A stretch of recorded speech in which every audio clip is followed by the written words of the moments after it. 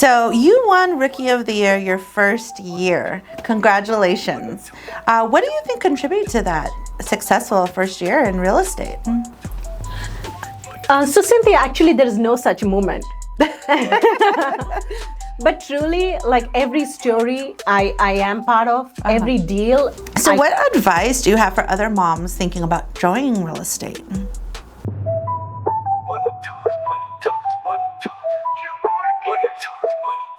Welcome. Can you start by sharing your name and your title and a little bit about yourself? Thank you, Cynthia. It's amazing to be here with you on this amazing podcast. Of course. Hi, my name is Madhu Sultanipurmath and I am from Keller Williams VIP Properties. I have a background in human resource. I have a master's in the same field. And my background story includes having a global experience as a corporate human resource manager and then being a full-time mom, and now here I am as realtor in this amazing city. So me and my husband came chasing and looking for the big American dream. Today, 17 years fast forward, we not only fulfill our dreams or are in the process, but also I'm here helping other people achieve theirs. That's amazing. So you won Rookie of the Year your first year. Congratulations. What do you think contributed to that successful first year in real estate? So I would truly say that everything is about the purpose. The clarity of the purpose you have in your work, in your life. Sure. And the big why contributes to what you want to do, how you want to do. And for me, it was not just believing in my own self, but also having adaptability in a crazy market, Absolutely. as you know. Yeah. So I think that's what matters the most when it comes to the dynamic market, where you know like what's your why and you're ready to adapt and you're ready to, give you 100%, then clients see it, they feel it. Absolutely. So I think that's my number one marker in success in real estate. That's amazing. So before you were in real estate, you were in human resources. So how has that experience in human resources helped their clients today? So what I feel, Cynthia, is the traits and the skills for the trade are the same. The building blocks for whether it's real estate or whether you're in corporate human resource is the same. Because I just feel there is a shift from where you're talking to your clients or you're talking to your employees, right? Sure. But yeah. if you're talking about having an empathetic listening skills, that's the number one thing. Because whether it's your employees, whether it's your clients, you want to know what matters to them, how they feel, and what they have and end in mind. Because that's your purpose. That's what you're working towards, right? And other than that, it's communication. You want to be transparent. And when you hold those integrity values, your clients see that. And that's the trust is the crux of everything, So truly, I just feel like success is not just the numbers, but it is a service and not just sales. I couldn't agree with you more. So what inspired you to leave human resources and get into real estate? It was a blend of personal growth and inspiration, both for me. I mean, after taking time off to nurture my family as a mother, as a wife, I wanted to find something which not only empowers people to make their decision, but also gives me growth as a person. I did see the real estate had a very good mix in terms of how, I can empower people with my skills and how I can help to make their dreams come true. So that was my motto. That was the inspiration. Where I felt like there's not much difference in handling employee life cycle or, your client's dreams. It's very similar on those grounds. Yeah, absolutely. I would agree. So was there a specific time that you knew that you made the right decision getting into real estate? So Cynthia, actually there is no such moment. But truly, like every story I am part of, every deal I close, every transaction I am in teaches me something. It leaves me with some kind of amazing learning where I have this amazing feeling as a human being. So truly, I can say like every successful transaction gives me confidence, and every unsuccessful transaction has given me humility, where it kind of builds relations, which always I saw like people refer you more people, there are referrals coming in, and there is an impact you have on other people's life. Absolutely. So confidence always gives you more sales, but the humility always builds more relationships. I love that. It's absolutely true. I couldn't agree with you more. What's the biggest challenge you've faced as a new agent, and how did you overcome it? I think the biggest challenge or the fear for me was re-entering the workforce. You know, being the woman of color, to be in a room where the systems are new, the tools are new, the environment is new, and the challenges are new. Absolutely. Right? So I just needed to know that I carry myself with all the challenges. But the best part of it is, from the experiences I carried, I made sure that I carry my life experiences as an assets versus gaps. So I used it as my biggest traits to see how I can bring that on board to face these new challenges which offered from real estate. So basically, I truly feel that being uncomfortable is your first step for success. So you need to be uncomfortable. What do they say? Get comfortable with being uncomfortable. You got it. So that's the attitude I bring on the board. You have to, especially in real estate. So are there any mistakes or learning curves that you learned your first year that helped you grow? Definitely. I mean, early on in my career as a realtor, I did learn that I should not equate the success value with the cost or with the commissions. Oh, yeah. Right? And I can tell you right now, with all the experience I have, that I felt like what you earn and what you earn in terms of money versus the experiences are the ones which you're going to carry in your heart forever. Oh, forever. Do you agree? I 100% agree. So that's one of the main reasons why I felt like, okay, so this did not give me a fair share of commissions, but that's fine. There's no big financial gain. But the learnings, the lessons were bigger than that. And that converted into more referrals, more business relationships. And at that time, I did feel that this is exactly the reason why I chose this path. Yeah, great. I love that answer. So you're also a mom. So how do you balance being a mom and real estate? So Cynthia, it's kind of a daily dance, you know? So I set my priorities with intention. I do time block for my business. I do time block for my personal life. So my family is my biggest why.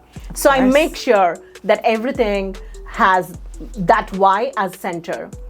Perhaps like my son and my husband, they are two of the biggest cheerleaders for me. Oh, I love that. Yes. And they get involved, whether it's an open house, marketing, or whether it's, just giving out the flyers or putting up my event. They are my two biggest helpers. So it is so important when you're trying to build a legacy for your son to know like what kind of work you do, what kind of hard work you put in, day out. So when this awareness is created there, right in your family, I feel that it just brings closer. It brings everybody closer. I couldn't agree. And they sound like they're your biggest cheerleaders. Yes, and how inspiring for your son to see his mom working so hard and being able to help her work even harder. Yes. That's awesome. That's true. So what advice do you have for other moms thinking about joining real estate? Being a mom, you already have the superpower. So just don't wait for the right time. Just go ahead, jump into it, because real estate is one of those wonderful careers which is going to give you flexibility. It's going to give you, it's going to empower you, and it's going to give you that kind of personal growth. So use all your superpower you have as mom. Right? You know how to empathize, you know how to lead, and you know how to have that model ground in the center. Use that and just go for it. I love that. You're right. I did love that. It's true. Us moms are superheroes and we always find a way to get it done, right? Mm-hmm. Awesome. Okay, so what keeps you motivated when the market gets tough and deals fall through? In a tough market, you know you're going to win. You know you're going to lose. Those are the only two probability which exists right there, right? So bring on your attitude and positivity to the table. Use it. Do not get depressed. Do not get overwhelmed with all the noise happening around you. You know what you have inside, so work inside out. One of the quotes I always remember is, don't let the outsides affect your insides. Oh, I love that. And do not compare. Comparison is such a big disease. Sorry, really but it's is. a thief. Comparison will always be a thief. Yeah, so just stop doing that. Just mind your own lane, put your head down, and keep going. That's about it. Yeah, I agree. So how do you stay consistent even when you start to feel a bit overwhelmed? So having a growth mindset is the paramount, right? Absolutely, yeah. And it is always progress over perfection. So I do believe, like, when I have downtime, I do believe, like, I do the introspection and I see what I need to do, whether I need to update my skills, whether I need to learn the new tools, and whether I need to have this new certification. Like, if you just see my profile, I am PSA certified, I'm adversity certified, I also have C2X, and I have ABR certification. So You're amazing. so these are the things, like, you do not want to sit and wait for things to happen, but you're already there in that mind frame. You're learning. And I'm part of KW. And KW is the top #1, which provides the tools, the resources, the tech out there, right? So I make sure I use all of it, and I make sure I use it as my edge, to move part or set myself aside. Yeah, absolutely. I love that. So what do you look for in a lender or a team when you're helping your buyers? So as I always say, the vendors basically are part of my team. They are my business partners. Absolutely. And lenders per se are the biggest of that whole lot. Why? Because they are the ones who are going to get those numbers running and you want that happening where you're part of the process, you're transparent about the whole process, and also for the fact, like, they do have similar tools and systems where they can answer all the client's questions and they can perform with the time crunch. Numbers are always scary.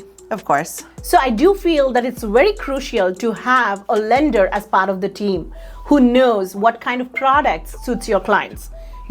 How you can give the best numbers or the interest rates for your clients, and how well you can program or tailor according to their needs so that we have fast closings and help with the contingencies or maybe a buy down or things like that. I mean, be innovative, and match my skills or match my response rate where we are like more like a team, and client feels that, okay, they know that, okay, there are this realtor, there is a lender who's going to take care of us, and they should have that kind of ease and trust. I want to build that with my lenders. Absolutely. You definitely don't want to have a disconnect from lender and realtor, especially in a transaction. Right. No gaps, absolutely. Yes, love that. So how important is communication with your lender's relationship, and what makes a certain lender stand out? Communication is the key. It's everything, basically, right? It is. A good lender would keep everybody in the loop. He would foresee the roadblocks, and he has solutions for those roadblocks. And I truly feel like, when you're communicating, when you're transparent and treating the whole process as one collaborative team, then that's the part of the success story. Of course, because everybody knows what's happening, everybody are well informed, and there are no surprises, and that's why I feel communication is very crucial. It's very crucial, and it just helps the file moves seamlessly, and at the end of the day, we just want to hand those keys over to some happy buyers. Yes, and no surprises. No surprises. Yeah. So what's one thing that you wish a buyer or seller would understand about the real estate process?